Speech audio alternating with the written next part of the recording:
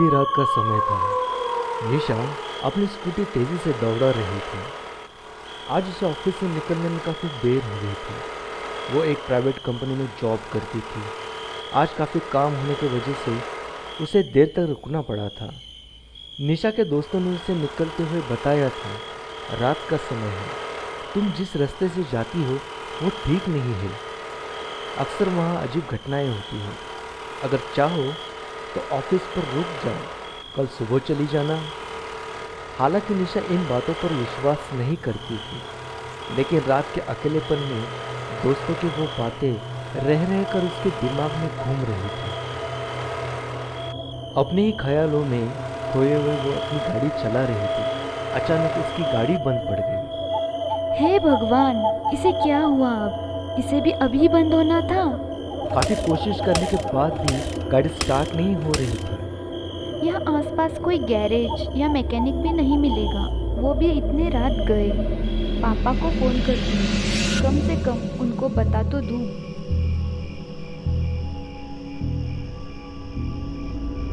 अरे switch off. निकलते वक्त तो ये फुल चार्ज था, अचानक इसे क्या हो गया?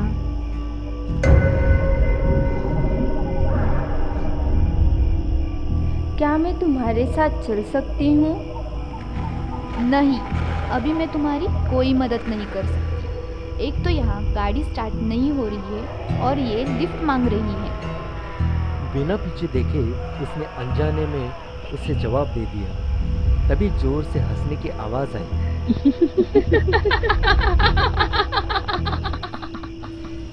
उसने पीछे मुड़ के देखा तो उसके होश उड़ गए। वहाँ कोई नहीं था। वो काफी डर गई। उसे समझ नहीं आया वो उसका वहम था या कोई सच में था। डरते डरते उसने वापस गाड़ी स्टार्ट की तो इस बार गाड़ी स्टार्ट हो गई। उसके जान में जान आ गई। वो वहाँ से तेजी से चल पड़ी। घर पहुंची तो मम्मी पापा उसका इंतजार कर रहे थे। अरे बेटा, आज काफ़ी लेट हो गया। हमें तो काफ़ी फिक्र हो रही थी, कम से कम एक फ़ोन तो कर देती। अरे माँ, मेरा फ़ोन स्विच ऑफ हो गया है, ये देखो।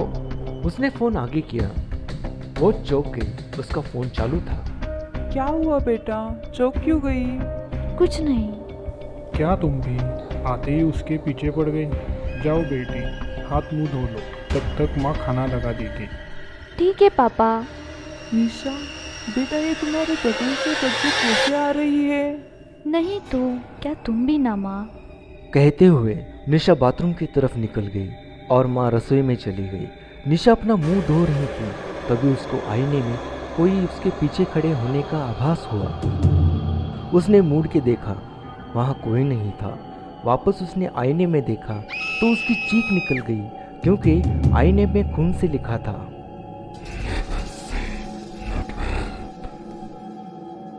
उसकी चीख सुनकर माँ बाप दौड़ चले आए। क्या हुआ बेटा?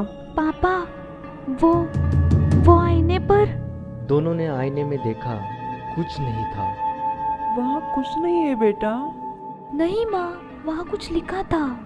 तुम्हें कुछ वहम हुआ है बेटा। चलो थोड़ा खा लो, फिर आराम कर लेना, अच्छा लगेगा। नहीं माँ, मुझे कुछ ठीक नहीं लग रहा, मैं अभी आराम कर लूँगी। कहते हुए निशा बेडरूम की ओर चली गई।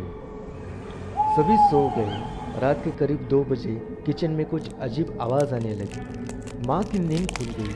आवाज़ लगातार आने लगी, जैसे कोई कुछ जानवर की तरह चबा रहा हो। वह उठकर किचन की तरफ धीरे धीरे बढ़ने लगी।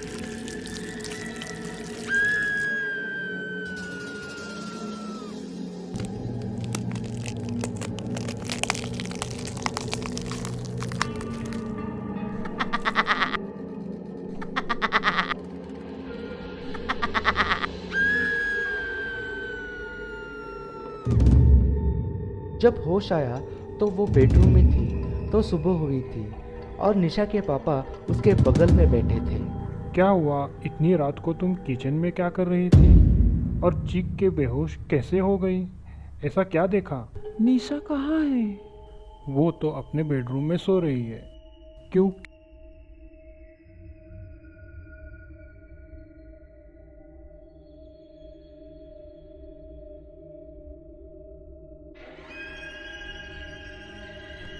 तुम भी ना कभी कभी कुछ ज़्यादा ही सोचती हो। मैंने देखा कल किचन में अकेली पड़ी थी और किचन भी साफ सुथरा था। देखो जी, मैंने जो देखा वो सच है, आप मानो या ना मानो। अच्छा ठीक है, चलो देखते हैं निशा क्या कर रही है। दोनों उसके बेडरूम की तरफ चलते हैं। बेडरूम अंदर से बंद है तो वो आवाज़ दे देते हैं। निशा बेटा। कौन है और क्या चाहिए? आवाज़ से दोनों थोड़े डर जाते हैं। बेटा ऐसे क्यों बात कर रही हो? मैं हूँ, दरवाज़ा खोलो बेटा। दरवाज़ा अपने आप खुल जाता है। दोनों देखते हैं तो निशा एक कोने में बैठी है, घुटनों में अपना चेहरा छुपाए हुए, बाल बिखरे हुए थे। वो धीरे धीरे उसकी तरफ बढ़ते हैं। निशा अजीब आवाज़ निकाल रही थी। जैसे ही माँ ने उसके सिर पर हाथ रखा, उसने झट से ऊपर से देखा। उसका चेहरा पूरा सूख गया था, आंखें मानो काफ़ी अंदर चली गई हो। वो लगातार मुस्कुरा रही थी। माँ काफ़ी डर गई। बेटा ये क्या हुआ है तुम्हें? माँ मुझे बचा लो, ये मुझे मारना चाहती है। पापा मुझे बचा लो। ये वो मेरा शिकार है, मैं इसे नहीं छोड़ूंगी।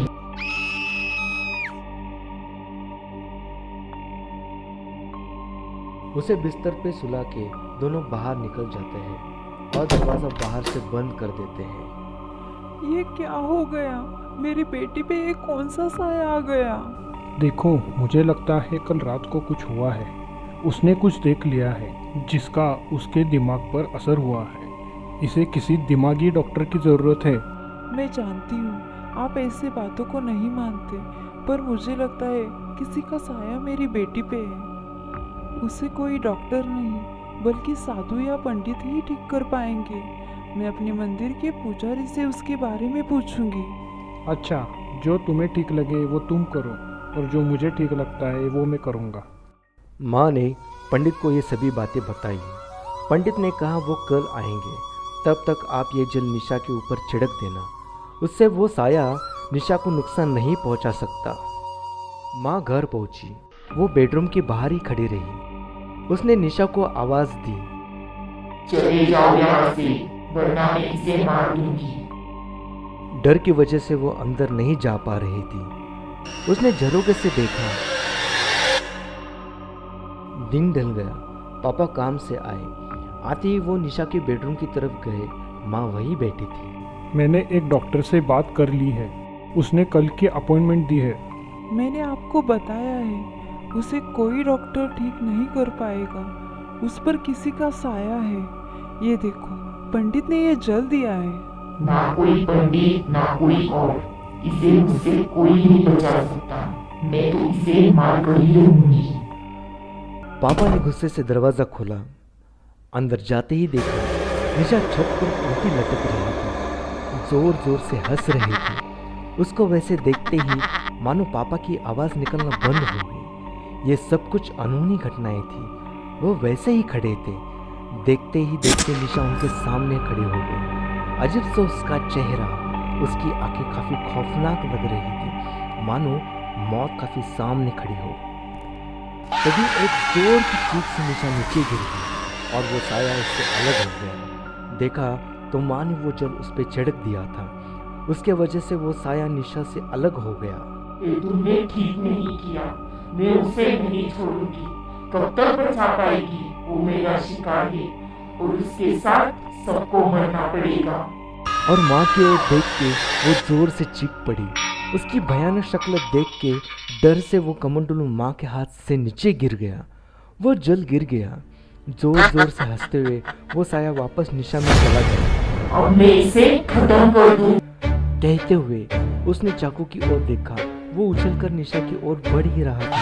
अचानक फिर से निशा की चीख निकली और वो साया अलग हो गया। सभी ने देखा तो पंडित मंत्र पढ़ते पढ़ते अंदर आया। वो लगातार निशा पे जल छिड़क रहा था। उसने साया की तरफ भस्म फेंकते हुए मंत्र पठन किया।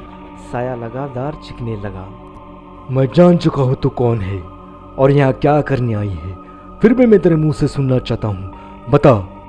मैं कंजर हूँ, मैंने इसे लिफ्ट मारी थी, इसने मुझे मना कर दिया। तो क्या हुआ?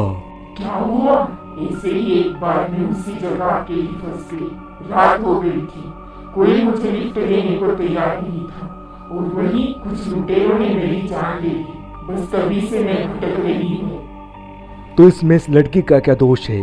इसे क्यों मार रहे हो? मारना है तुम लुटेरे को मारो। उनको तो मैंने कब का मार दिया, लेकिन जो भी मदद के लिए इनकार करेगा वो मेरा खूनी है। मैं उसे नहीं छोड़ूंगी। देखो बेटा, मेरी बेटी मासूम है, उसे जाने दो। उसने जो किया वो अनजाने में किया। मासूम तो मैं भी थी, मेरी किसी ने मदद नहीं की। मैं तो मर गई, अब इसे भी मरना होगा। अब तुम कुछ नहीं कर पाओगी, क्योंकि मैं तेरे बारे में जान चुका था। इसलिए जब ये मेरे पास आए तो मैंने उसी जगह जाके सारा प्रबंध किया था। अब तो वहाँ पूजा भी शुरू हो गई होगी। नहीं, ये तूने ठीक नहीं किया। मैं मेरा बदला अधूरा नहीं छोड़ूंगी। कहते कहते चिक के साथ वो वहाँ से गायब हो गई। यहाँ निशा होश में आ गई। क्या हुआ माँ? ये मुझे क्या हुआ था? मेरा सर बहुत दुख रहा है और कमजोरी भी लग रही है। कुछ नहीं बेटा, अब सब कुछ ठीक हो गया है। पंडित जी को प्रणाम करो और उनका आशीर्वाद लो। पंडित आशीर्वाद देके निकल गया, लेकिन कंचन का क्या हुआ कुछ पता नहीं चल पाया। क्या उसे मुक्ति मिल गई या अभी वो वहीं शिकार की तलाश में भटक रही है? बस एक बात याद रखना,